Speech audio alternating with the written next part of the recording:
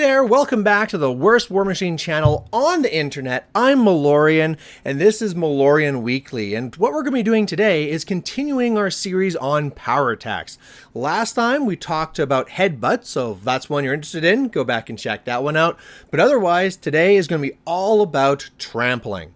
Now, I think the very first thing I want to talk about is that power attacks are something that a lot of people don't give full value to. You know, normally you could easily go through a tournament, never use a power attack, right? They're not like something that's going to be really critical in every single game. However, it's one of those things that can really separate new players from experienced veteran players, because obviously the more options you have available to you, just by the fact you know how to do these, the more chances you have to use these when these perfect situations come up. So if you can learn how these things actually work and learn some of the right times to actually use them, you can be looking at your games and be like, oh yeah, this would be a great time to be using this power attack. So hopefully you'll get something from this, but let's jump into it with this one here on tramples. So first of all, who can even do trample power attacks?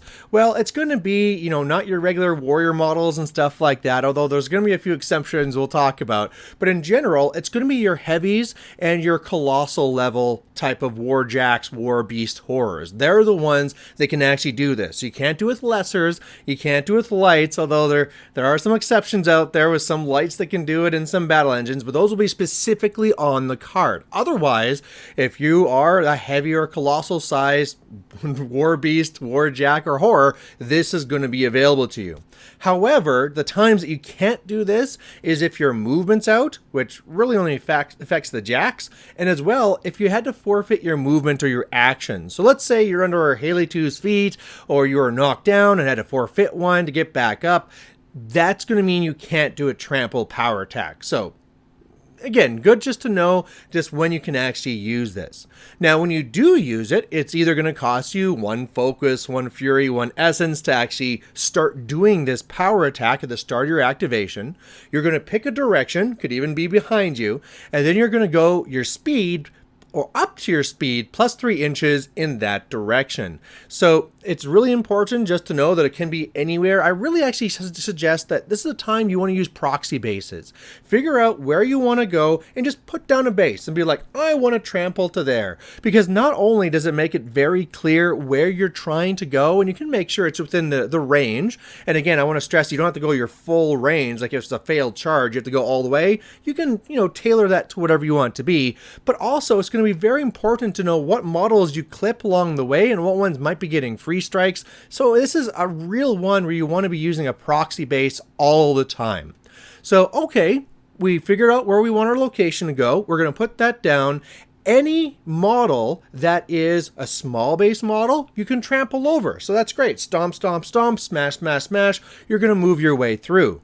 If you make contact with a medium or larger size base or an obstruction or an obstacle, you're going to stop. So that's a big thing to keep in mind there. You can't, there's no like rules of least disturbance here. If you end your movement on top of like a small base model, it's not like, okay, we'll see if it gets destroyed or, oh, it gets moved here. You just can't make that your final location at all. Again, a very good reason of why you'd be putting that base somewhere. If you did make the mistake and be like, oh, I'm going to be trampling this way, and then realize your base doesn't actually fit there, you would just slide it back to whatever the last legal position is, and that's how far you can go. So along that way, you might also be giving free strikes as your base is going through, and you will. Well, potentially if there's models there. However, a big thing to remember is that in the order that you do these things, you don't do them right away. So just mark down, you know, when you have that proxy base, know that I'm going to clip over this and this and this and this model, and then any model that you did not trample over, but you're going to be passing through its melee range, will get their free strikes after you roll everything. So keep those in mind, and you do them after. All right, so when a time comes now to actually make those attacks against those models, you will do so. You'll go and say, okay, I clipped over these, I'll roll to hit these ones, and then I roll my damage. And your damage is going to be a power attack damage roll. So this is just off your strength. You don't add the power of your weapons or anything like that. You could boost to hit, you could boost damage, all that things like that, but you could get to be rolling against all those small base models that you clip over. After that's all done, you'll be in your spot there, still facing the direction you're going. It's not like I can trample this way and like swerve and be facing this way. I gotta be facing the direction I actually trampled in. After that's all done, then any free strikes will happen after that. So that's really important, and it really makes things very interesting. If like, like a system went out or something like that, all those damages already happened. So that's already done. You don't have to rewind or anything like that. One other really interesting thing to keep in mind too is that if the models you're trampling over have like shield wall or shields, even though you're ending up behind them potentially, they still get them as long as you started your trample in the front arc there. So if you're in a weird situation where you're starting a trample behind them, sure, yeah, they won't get their shields or shield wall, but normally they will get that armor bonus. So otherwise, that's really the rule. And then why would you want to do this? Because when you do this power attack, you're losing your initials. So, I mean, like, hey, I could be just punching things. Why am I trampling over things so that I could be losing my initials, losing a focus, and the damage is less than normal? When's the right time to actually do this? Well, I think there's a couple of them. And the very first one is when you want to trample over a whole bunch of small base models. Let's say that you're jammed up, there's lots of things in front of you, and you could be like punch, and even if I buy now, there's no more small models around me. Well, I might just want to trample all over these, get over there. And so whereas I could have maybe just punched 2 or maybe even 3 models around me, now I can trample over 4 or whatever models it is. So there are times where trampling is going to let you hit more models than normal. And the big thing here is that because we're talking about like small infantry models, usually all you need is your strength anyway, right? Jacks are strong. You don't usually need that extra 4 or whatever you're getting from the weapon. And so it's usually enough to kill regular infantry anyway. And if there is something special there, you want some extra damage, you could always boost the damage on them anyway. So there's one reason. Number 2, maybe you want to do some damage while getting somewhere else as well, because I could stand here and punch by and just stay here, but that might be exactly what my opponent wants. They want to keep me here, so I'm not contesting, I'm not threatening, I'm not doing whatever. Well, I can just trample over you, and the thing is, even though it replaces my initial attacks, I can buy attacks after. So maybe I'm going to trample over these models here, and then I'll get even more damage done as I punch more warrior models, or maybe there's a solo over there, or maybe there's even a caster. There's times you can actually be getting assassinations off with this, where you're trampling over to the warcaster and then buying on them, especially if they're like a big heavy hitting, jack type thing. That can finish off some casters if you set it up right. So you can look for those things. Or maybe you're trampling to a flag, trampling to a zone, doing work and getting to there at the same time. I think the next one to really think about is times where there's control effects. Times where they're saying, you know what, you can't charge me. Oh, okay, so maybe there's a Rask feat, maybe there's something like that, polarity field that's saying you can't charge. So I would love to get over to that thing and start punching it, but I'm not allowed to declare a charge against it. Well, if I walk up, they're probably out of range of that, so that's no good. I need that extra 3 inches from the charge. Well, a trample also gives you plus 3 inches. So that's something that you can trample over there, maybe not get any damage done because there's probably nothing in your way to get there. But when you do get there, you can start buying attacks.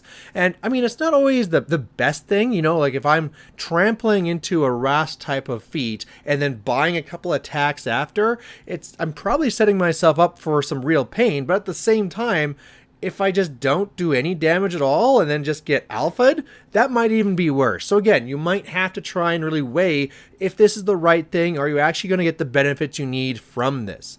Another time where this might actually be good is you might actually be faster trampling than actually just running. So the times when these are going to come up is when you have repo. So normally, as long as your speed is higher than 3, running is going to be faster than trampling. But whenever you have some sort of trample, if that trample distance plus the 3 inches extra from the trample is faster than your speed, well, then it's actually faster for you to trample. So spending 1 focus to trample or spending 1 focus to run, that's exactly the same. So a great example here would be something like Cray. gives all of their jacks, no, I think it's repo 5. So if you're something like, you know, a big old Centurion, you know, speed 5, I could run 10 inches, or I could be trampling 8 inches and then repoing another 5 and going up there 13 inches. So things like that you have to really watch for. They're sneaky. They're sometimes like, it's first turn, why are you trampling? Oh, that makes a lot of sense. Or another one too where we had talked about where there was something behind you, right? Something where you need to get over and get sneaky to it. But I mean, like, those will be still a lot smaller. I think the biggest times that you have to keep in mind in this are times where, yes, I could be attacking the things by me, but I can be hitting more models if I trample over these numbers and then buy against other ones. You know, again, you might have 2, 3 max here, or I could be trampling over those 3 and buying against even more. And then the other times are when you really need to be getting somewhere to contest. When I was playing the control game, like jam, I want to be going for scenarios, the hardest players I had trying to beat are the ones that remembered how to trample, right? When I played against the players are like, oh, damn, I'm jammed. I guess I'll punch some of these pirates and lose on scenario. And I'm like, yeah, that's awesome. And then you play against the ones that actually know how trample power attacks work, and they'll trample over my lines, they'll contest legs, zones, all those awful things, awful people. And then that was where, you know, you could really see that difference between the newer players and the veterans. So there you go. We're going to be covering all the other ones. I want to start off here with the headbutt and the trample because we don't have to get into the rules of least disturbance, but that's going to be changing with the next one when we're going to be getting into throws. So there you go. Come back for that one. Thanks for watching, and we'll catch you later. Bye.